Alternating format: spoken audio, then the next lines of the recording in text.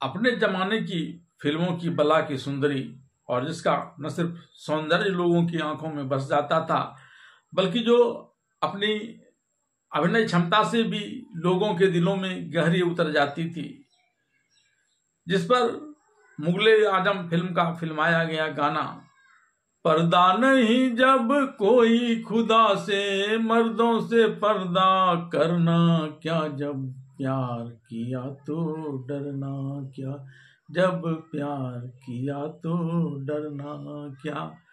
इस गाने ने पूरी दुनिया में धूम मचा दी थी। लोग इस गाने के दीवाने हो गए थे, उस अभिनेत्री के दीवाने हो गए थे।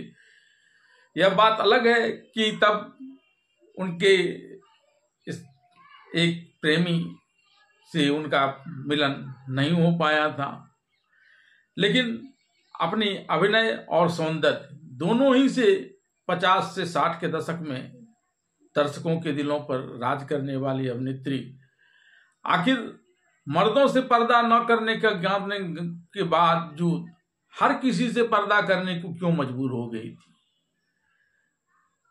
प्रेम में दिल टूटने के बाद जिसका सहारा उन्होंने लिया था, वह आखिर उनके काम क्यों नहीं आ पाया था, और क्या ऐसी बात थी जिसके कारण स्टारडम की जिंदगी जीने वाली वह अभिनेत्री अंतिम समय में अपने बहन से यह कहने को बाध्य हो गई, अब मेरे ऊपर पैसे खर्चा करना बंद कर दो क्योंकि मैं बचूंगी नहीं, और घर में दूसरे कमाने वाले भी तो नहीं हैं। जी हाँ, मैं बात कर रहा हूँ प्रसिद्ध फिल्म अभिनेत्री मधुबाला की, जिसके प्रारंभिक समय में जब वो फिल्मों में काम किया करती थी तब लाखों दीवाने थे, लेकिन एक बीमारी की वजह से उनकी जिंदगी तबाह हो गई थी और उनके अंतिम समय बड़े कष्ट में बीते थे। फिर भी उन्होंने दृढ़ता पूर्वक इसका सामना किया था। आइए जानते हैं मधुबाला के जीवन के अंतिम क्षणों के बारे में।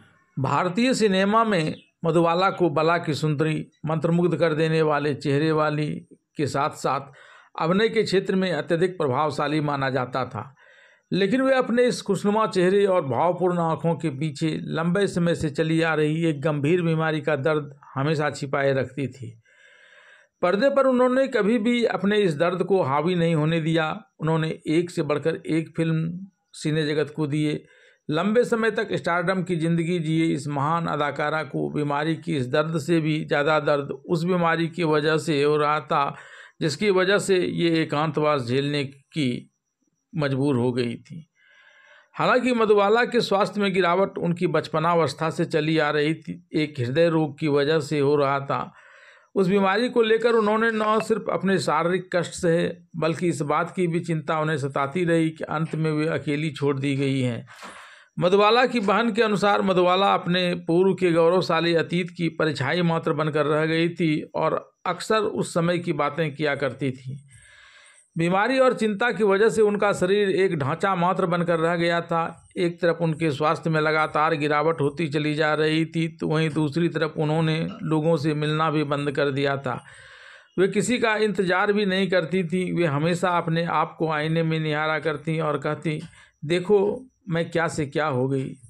अगर लोगों ने मेरी यह हालत देख ली तो मैं रोने लगूंगी। मधुबाला को अपनी बीमारी के बारे में पहली दफ़ा तब जानकारी मिली जब वह 1954 में बनी अपनी फिल्म बहुत दिन हुए के लिए शूटिंग कर रही थी। तब ब्रश करने के दौरान थूकते हुए उनके दांतों से खून बहने लगे थे। हृदय रोग होने की जानकारी मिलने के बावजूद वे फिल्मों में लगातार कठिन से कठिन मेहनत करती रहीं। मुगले आजम फिल्म जो 1960 ईस्वी में आई थी, उसमें अपने अभिनय से उन्होंने धूम मचा दी थी।